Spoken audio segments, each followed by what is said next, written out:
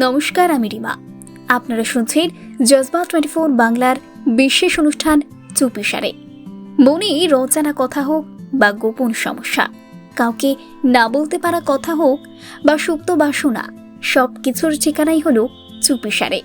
এখানে প্রশ্ন গোপন, উত্তর খোলামেলা। চুপিসারের আজকের পর্বে আমাদের সঙ্গে যিনি যোগাযোগ করেছেন তিনি নাম প্রকাশ্যে অনিচ্ছুক। উনি যে প্রশ্নটা পাঠিয়েছেন সেটা আপনাদের পড়ে শোনাই। আমার বয়স 32 বছর। বাড়ি থেকে কয়েক মাস ধরে বিয়ের জন্য দেখাশোনা চলছে। যেহেতু সম্বন্ধ করে বিয়ে, তাই বাড়ির বড়রা আগে গিয়ে মেয়ে পছন্দ করে আসার একটা রীতি আমাদের পরিবারে আছে। এক্ষেত্রেও তার অন্যথা ঘটেনি। কিন্তু এর মাঝে একটি দুর্ঘটনা ঘটে গেছে। দিন কতক আগে রানাঘাটে একটি মেয়েকে দেখতে গিয়েছিলেন আমার বাবা, কাকা ও বাবার একজন বন্ধু। মেয়েটিকে দেখে আমার বাবার এতই পছন্দ হয়ে যায় যে তিনি নিজেই তাকে বিয়ে করে নেন।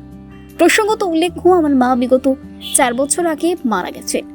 কিন্তু বাবার এই হঠাৎ বিয়ে আমি কিছুতেই মেনে নিতে পারছি না।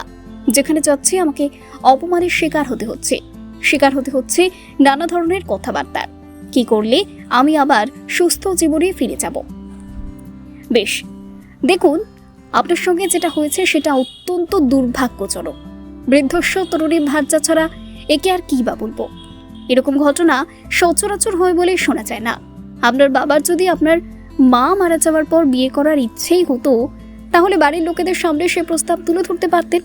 তা না করে তিনি কন্যার সময় একটি মেয়েকে বিয়ে করলেন। সত্যি ছেলে হিসেবে আপনার পক্ষে এটি মেনে নেওয়া যায় না, বিশেষ করে যেখানে আপনার বিয়ের কথা বলার জন্য যাওয়া হয়েছিল। এখন আপনাকে এই সিদ্ধান্ত নিতে হবে, আপনি বাবার সঙ্গে সম্পর্ক রাখবেন না। কেননা এই নতুন মায়ের সঙ্গে আপনি কোনোদিনই সহজ হতে পারবেন না। ওকে দেখলেই আপনার বারবার মনে হবে এর সঙ্গেই তো আমার বিয়ের কথা ঠিক হয়েছিল। ফলে ভিতর থেকে এক ধরনের মানসিক যন্ত্রণা আপনাকে তিলে তিলে শেষ করে দেবে। তার চেয়ে ভালো হয় আপনি বরং বাইরে চাকরি নিয়ে চলে যান, সেখানে নতুন করে শুরু করুন। কাউকে পছন্দ হলে বিয়ের প্রস্তাবও দিতে পারেন। আর যদি মনে করেন পরিবার থেকে দূরে সরে থাকতে পারবেন না, তাহলে আপনাকে সবকিছুই মানিয়ে নিতে হবে, যেটা অত্যন্ত শক্ত। এটা আপনার জীবনের অন্যতম কঠিন ডিসিশন, সুতরাং আপনাকেই নিতে হবে। বাইরের লোক ভালো বা খারাপ বলবে, কিন্তু আপনার হয়ে কেউ সিদ্ধান্ত নেবে না। আশা করছি খুব দ্রুত সুস্থ জীবনে ফিরে যাবেন এবং একজন মনের মতন জীবন সঙ্গী খুঁজে পাবেন। ধন্যবাদ আমাদের সঙ্গে আজকে যোগাযোগ করার জন্য। নমস্কার, আমি রিমা। আপনারা শুনছেন জজবা 24 বাংলার বিশেষ অনুষ্ঠান চুপিসারে।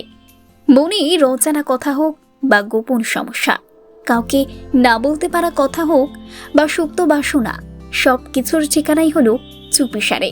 এখানে প্রশ্ন গোপন, উত্তর খোলামেলা।